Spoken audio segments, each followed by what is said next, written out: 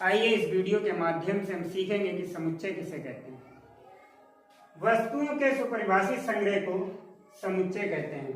सुपरिभाषित का मतलब होता है वेल डिफाइंड, जिसकी परिभाषा एक दूसरे से अलग अलग ना हो, उसे कहते हैं सुपरिभाषित। संग्रह होता है कलेक्शन, किन्हीं वस्तुओं को, एक जैसी वस्तुओं को एक साथ इकट्ठा कर लिया जाए, उसे बोला जाता है संग्रह। वस्तुओं के सुपरिभाषित संग्रह को समुच्चय कहते हैं। अगर हम बोल दें कि वर्ष में महीनों के नाम लिखिए, तो हम लोग लिखेंगे जनवरी, फरवरी, मार्च, अप्रैल, मई, जून, जुलाई, अगस्त। ये एक वेल डिफाइंड कलेक्शन है। सप्ताह के दिनों का संग्रह, सप्ताह के दिनों को अगर हम एक साथ लिख दें तो होगा सोमवार, मंगलवार, बुधवार, गुरुवार, ये सारे दिन उसमें लिख दिए जाएंगे। तो सप्ताह के दिनों का संग्रह, वर्ष के महीनों का संग्रह, अंग्रेजी वर्णमाला के लेटरों का एक संग्रह और अंग्रेजी वर्णमाला के स्वरों का संग्रह, प्राकृतिक संख्याओं का संग्रह। तो हम इस टाइप से कई कलेक्शन बना सकते हैं और ऐसा कलेक्शन होना चाहिए जो वेल डिफाइंड हो। हमने यहाँ पर समुच्चय के कुछ उदाहरण लिखे हुए हैं। अंग्रेजी वर्णमाला के स्वरों का संग्रह, ये एक वेल डिफाइंड कलेक्शन है। एक पर्सन और दूसरे पर्सन में कोई भी मतभेद नहीं होगा। अगर हम श्याम से पूछें कि अंग्रेजी वर्णमाला के स्वरों का संग्रह बताइए, अंग्रेजी वर्णमाला के स्वरों का संग्रह बताइए, तो वो हमको बताएगा ए, ई, आई, ओ, यू। रमेश से पूछें तब भी वो बताएगा ए, ई, आई, ओ, यू। अंग्रेजी वर्णमाला के स्वरों का संग्रह एक वेल डिफाइंड कलेक्शन है। ये एक समुच्चय का उदाहरण होगा। प्राकृतिक संख्याओं का संग्रह, प्राकृतिक संख्याएं क्या होती है? गणित में प्राकृतिक संख्याएं होती हैं 1, 2, 3, 4, 5, 6। एक से प्रारंभ होकर गिनती करने वाली सभी संख्याओं को प्राकृतिक संख्याएं कहते हैं। तो प्राकृतिक संख्याओं का संग्रह एक वेल डिफाइंड कलेक्शन है, इसलिए यह एक समुच्चय का उदाहरण है। यहाँ पर हमने लिखा विश्व के सर्वश्रेष्ठ बल्लेबाजों का संग्रह। ये वेल डिफाइंड कलेक्शन नहीं है, क्योंकि अगर आप किसी दूसरे से पूछेंगे तो वो अपने बताएगा। 5 कोई दूसरे हो सकते हैं, हमसे पूछेगा तो हम अपने बताएंगे सर्वश्रेष्ठ। अगले आदमी से पूछा जाएगा तो विश्व के सर्वश्रेष्ठ बल्लेबाजों का जो संग्रह होगा वो समुच्चय नहीं होगा, क्योंकि इसमें मतभेद हो सकते हैं। जिस वाक्य में या जिस कथन में मतभेद पैदा हो जाए वो कथन समुच्चय का उदाहरण नहीं होगा।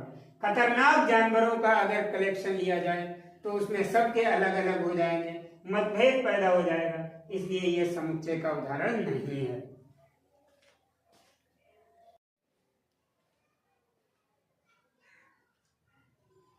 आइए इसी कड़ी को आगे बढ़ाएं। समुच्चय निर्माण की विधियां।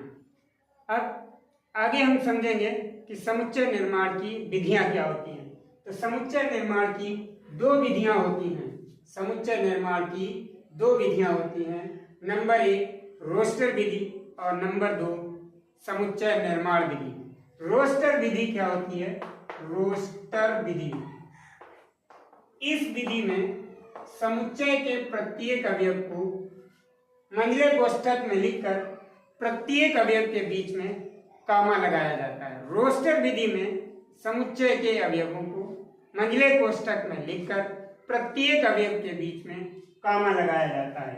अंग्रेजी वर्णमाला के सभी स्वरों का संग्रह, अंग्रेजी वर्णमाला के स्वरों का संग्रह, इस सेट को रोस्टर विधि में लिखना है। इस समुच्चय को रोस्टर विधि में अगर हमें लिखना हो तो हम लिखेंगे, एक मंझला कोष्ठक लगाएंगे और अंग्रेजी वर्णमाला के सभी स्वरों को लिख देंगे ए, ई, आई, ओ, यू। एक मंझला कोष्ठक लगाते हैं और प्रत्येक अवयव के बीच में कामा लगा दिया जाता है। इसको बोलते हैं रोस्टर विधि।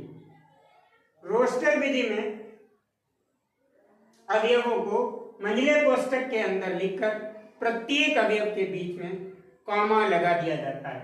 दूसरी विधि होती है समुच्चय निर्माण विधि। समुच्चय निर्माण विधि।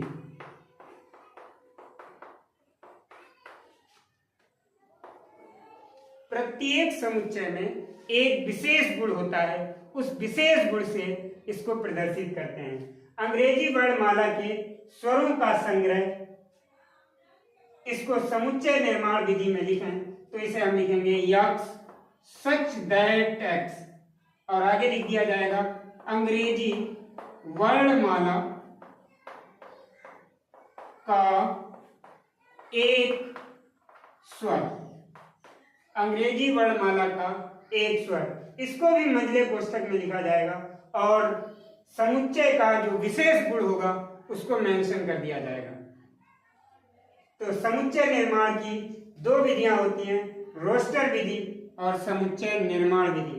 रोस्टर विधि में अवयवों को मंझले कोष्ठक के अंदर लिखकर प्रत्येक अवयव के बीच में कामा लगाया जाता है।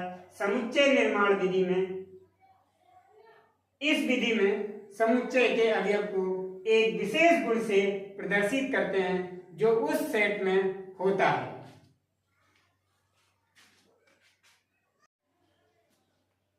आइए कुछ और उदाहरण देखते हैं रोस्टर विधि और समुच्चय निर्माण विधि में इसको कैसे लिखा जाएगा। प्रथम 5 प्राकृतिक संख्याओं के संग्रह को रोस्टर विधि में लिखिए। तो इसे लिखेंगे 1, 2, 3, 4, 5। प्रथम 5 प्राकृतिक संख्याओं को रोस्टर विधि में लिख दिया। रोस्टर विधि में प्रत्येक अवयव के बीच में कामा लगाते हैं और मंझले कोष्ठक के अंदर बंद कर दिया जाता है। अब समुच्चय निर्माण विधि में इसी को लिखना हो तो प्रथम 5 प्राकृतिक संख्याओं का संग्रह, यक्स सच दैट यक्स एक प्राकृत संख्या है, प्राकृत संख्या है, और x लेस देन 6 जो 6 से छोटी है। सप्ताह के दिनों का संग्रह, सप्ताह के दिनों का संग्रह अगर हम लिखेंगे तो जगह हमें यहाँ पर लिखेंगे सोमवार, मंगलवार, बुधवार, गुरुवार, शुक्रवार, शनिवार, रविवार। सप्ताह के सभी दिनों को हम यहाँ पर लिख देंगे।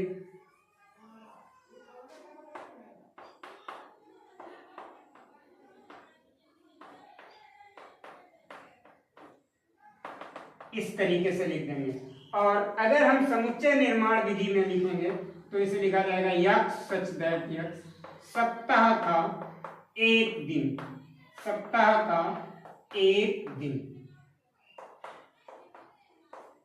ये रोस्टर विधि समुच्चय निर्माण विधि में हो गया, ये रोस्टर विधि में हो गया। अब आया है 3 से बड़ी 10 से छोटी संख्याएं।